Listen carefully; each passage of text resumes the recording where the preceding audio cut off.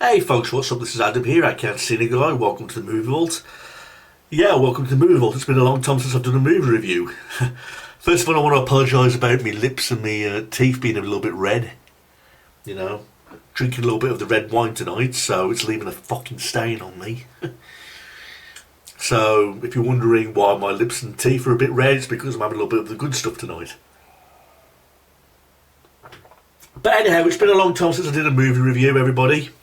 It's been a long time since I've done anything with this channel.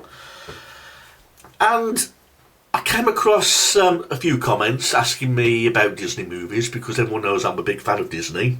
Well, the old school Disney for that matter. And one funny comment I got was like, someone asked me about how I felt about the Homeward Bound movies. Now, I love the Homeward Bound movies. There's only two. There's Homeward Bound 1, which came out the year 1993. Where the animals got lost in the wilderness, and they also did a sequel, Homeward Bound Lost in San Francisco. And I like both movies. I think both movies are really good. Although there's a few dibs and dabs of problems that I have with both movies, I enjoy them. Particularly the first movie, which came out in 1993, which is this movie I want to do a movie review on right now, Homeward Bound: The Incredible Journey. Now, I did a review on this on my old account, and I'll never get bored with this movie, everybody. It's a movie that I grew up with. My mother, God bless her soul, introduced me to this movie.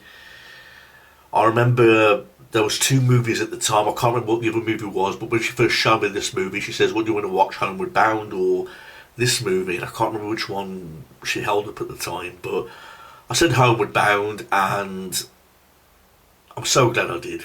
Because I can't even remember what the other movie was. It was a long time ago. I was about 7 or 8 years old. I couldn't remember what the other movie was.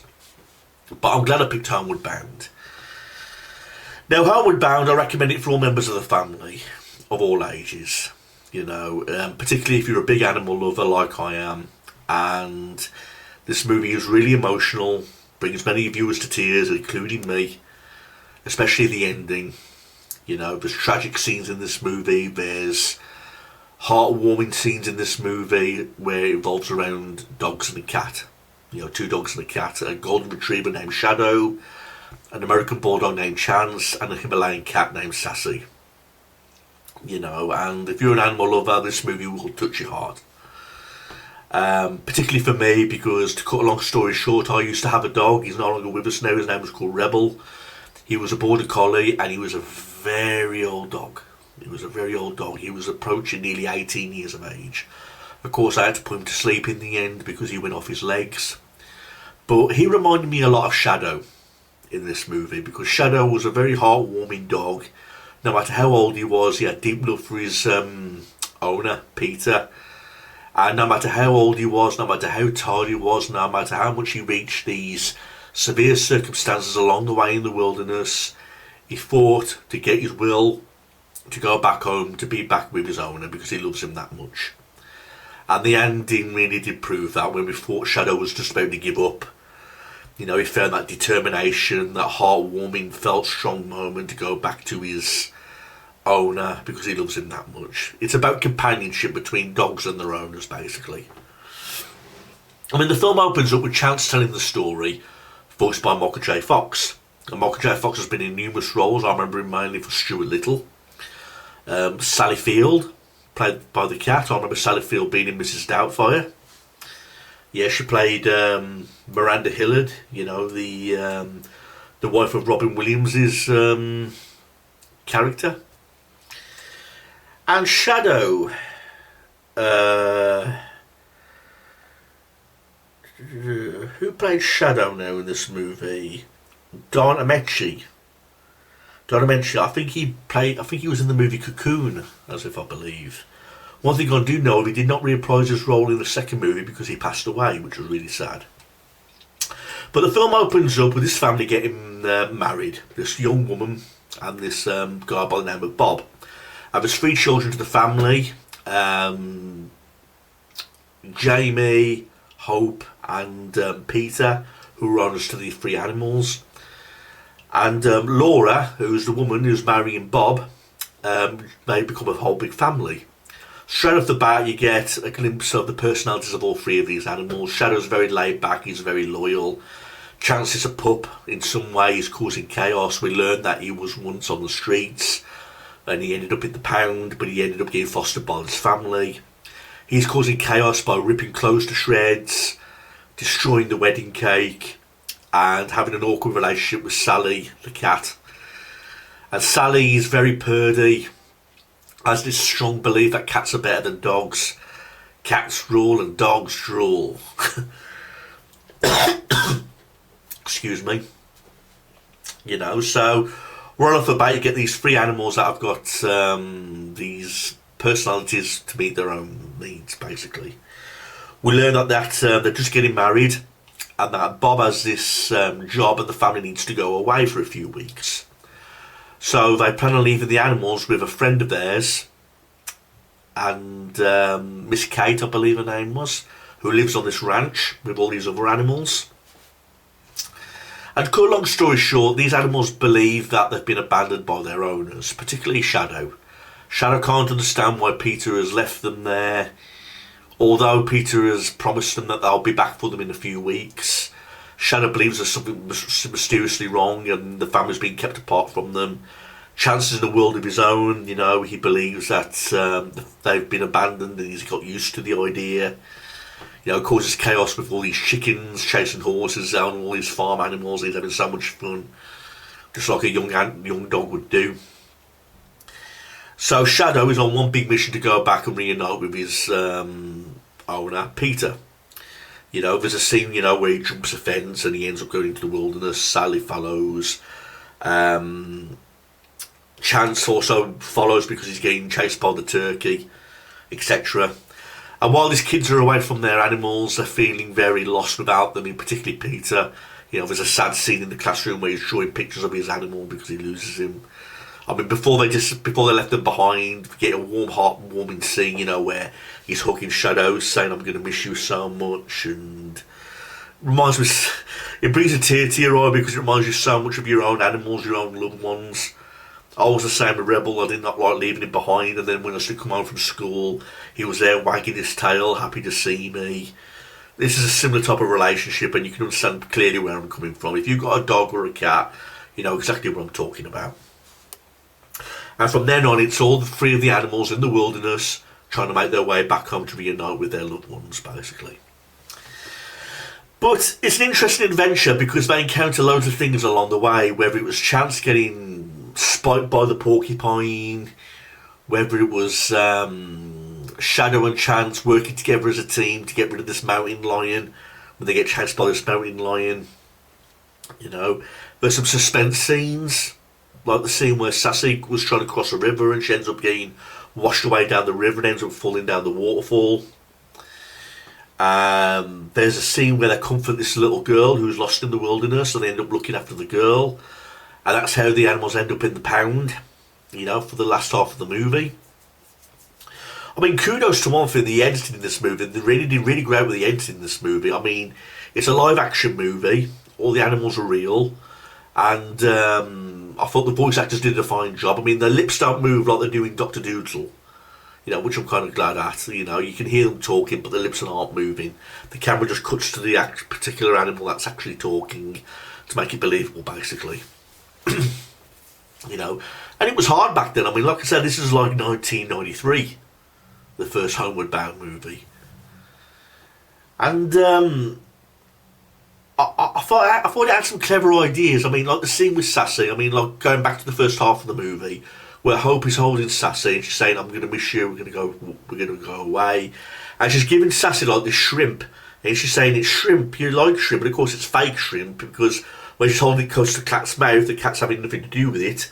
But then when she puts real like live cat food towards its mouth, it gladly eats it. So that was one good clever idea. It's the same where Chance has the spikes in his face.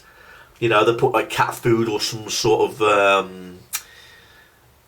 some delight that cats like along the spikes, so that she's licking the face and trying to bite at the face of the dog. So good ideas to that, and good editing, like trying to make out the animals are in danger but really they're safe all along, like the train where the three animals are trying to cross the train track and the train's coming and it just hits Sassy nearly, and she manages to get away. The sad scene where Shadow falls through the barriers, where when the dog falls, he falls on a mattress, but they edited it all to make it look as though he fell in a pit and injured his leg. So kudos to the editing of trying to make these suspense scenes, but really the animals, no harm came to the animals, we all know that. But they did a good job of making it look real, like as if the animals did come to some harm, with all the editing and all that kind of thing. So kudos to that. I mean, in the middle of the film, it's about all the animals bonding together. I mean, there's an act where Chance and Shadow mainly work together because Sassy gets up washing down the stream. Now, when I said at the start of this review, I have a few dibs and dabs of problems in movies. I suppose the only problem I have in this movie is the fact that when they believe Sassy is dead, they seem to get over her death a little bit more quicker than usual. That's what I generally believe. Yes, there's a sad scene where Shadow is standing proud. He says, I had a responsibility to Sassy, to love her, protect her, etc. And Chance learns a lesson which he was like Shadow. And then the next day, Shadow says, I'll miss you, Sassy. And then they go ahead with their journey. And then it was like Shadow and Chance continue the journey without Sassy, but they seem to forget all about her. You know what I mean? They seem to get over her death rather really quickly. I mean, if it was me, I'd be heartbroken, I'd be crying, I'd be mourning over Sassy's death for days and weeks. Where it seems like that these two are getting over it rather quickly, when after all, when she's not really dead. So that's my little problem with the film. It felt like the animals got over her death rather quickly. That's the only problem I have with the film. I know people have their own emotions and people have their own way of dealing with other people dying and other things like that, but I felt like they could have worked more harder with that category, basically. Just my opinion. I could be wrong. Other people might come on here and tell me, they're animals or people deal with loss in a different way. Maybe you're right, but that's just how I felt. Of course, the family are on one big trip to try and find the animals. They're putting up reward posters. There's a scene where Peter enters a police station to try and put up reward posters looking for Shadow. Okay. The scene where they go to the pound was a little bit of a hilarious scene. They had a little bit from Mission Impossible music playing there. That was a nice touch. They did that also in Ace Ventura, by the way, where Jim Carrey is doing the investigation in the bathroom and they had the Mission Impossible music playing. So that was a nice touch. And of course, when Shadow, Chance and Sassy flee from the pound, little do they know they was rescued because the family was going to go pick them up from the pound, but they didn't know that. And they almost made it home when it came to the train track scene where Shadow falls into that pit. Okay. And that's a scene where the viewers go, what's going to happen to Shadow because he's an old dog, he got that far, but he's injured his leg. Chance is trying to convince him that he loves him and that he's got him so far. The last thing he needs to do is give up on his hope and his family because they're so close to getting home. And there's just a scene, where Shadow is very sad. He feels like he can't go on anymore. And he says that Chance Sally needs to continue on to the adventure without him. And they don't want to leave him behind, basically. I have to say, the best part of the movie, the one that was really touching, was the ending scene. Where the family are reunited with their animals and loved ones, because there's a scene, where the animals are running over this hill to reunite with their loved ones. Chance comes first, Sassy comes second, and Shadow doesn't show up until moments later.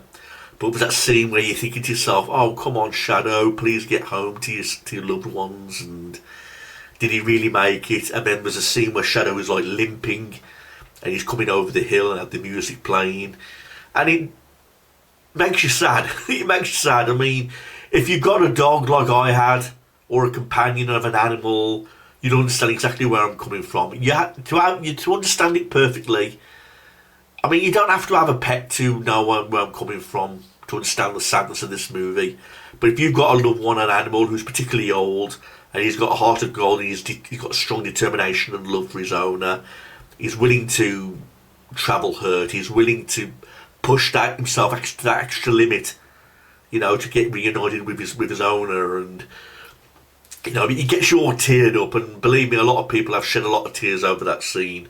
You know, where Shadow's coming over the hill, he's reunited with the family. The family's all reunited together, and the movie ends. So overall, it's a fantastic movie, everybody. I'm really glad I checked out that movie over the one that my mum showed me. But I've seen this movie countless times, Homeward Bound. I mean, it's a fantastic Disney movie. I'll watch any Disney movie from the 90s because of the dark nature, but in this particular case, the heartwarming nature of the animals and things like that, because I'm a big animal lover, particularly with dogs. You know what I mean? So, I thought the editing was spot on. I thought the voice actors did a great job in their roles.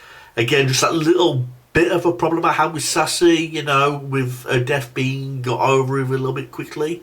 But hey, whatever. I mean, I even love the wilderness scenes where we got introduced to the animals, you know, like the bears, you know, trying to catch, and Shadow and Chance trying to catch the fish.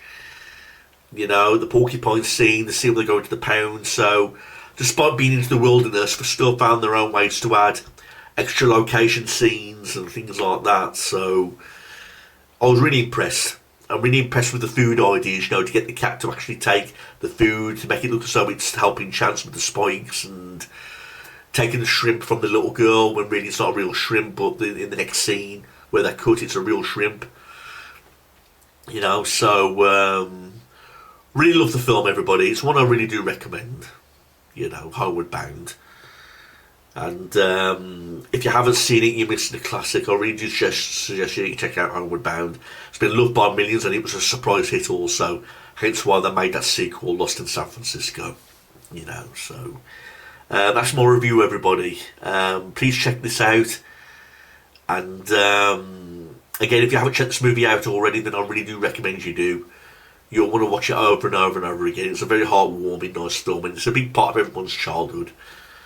And again, it's a must-see for any animal lover. But be warned, there is moments of sadness and suspense with the animals. So, but it's an emotional movie. It's an emotional movie, but at the same time, it's a very heartwhelmed, felt movie also at the same time.